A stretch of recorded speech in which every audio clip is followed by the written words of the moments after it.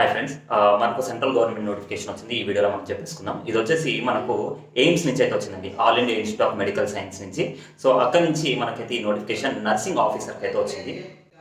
So ఈ nursing ఆఫీసర్కి మొత్తంగా మనకు 2500 పోస్టర్ పైగా అయితే వచ్చాయి. చాలా పెద్ద నోటిఫికేషన్ అని చెప్పుకోవచ్చు.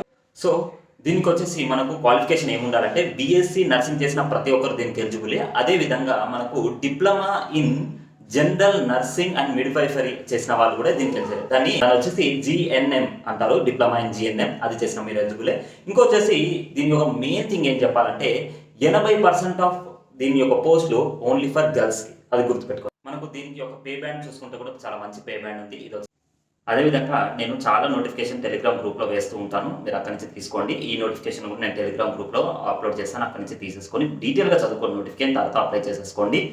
సో ఇది వచ్చేసి మనకు 16th మార్చ్ లోపల అప్లై చేసుకోండి. అది మర్చిపోకండి. అందులో మెయిన్ థింగ్ ఏంటంటే 80% వచ్చేసి ఓన్లీ గర్ల్స్ రిజర్వేషన్ ఈ సీట్స్ అన్ని. అంటే చాలా పెద్ద నోటిఫికేషన్ అని చెప్పుకోవాలి. అదేవిధంగా 20% వచ్చేసి మనకైతే బాయ్స్కి ఉంది. So don't miss this opportunity, definitely apply.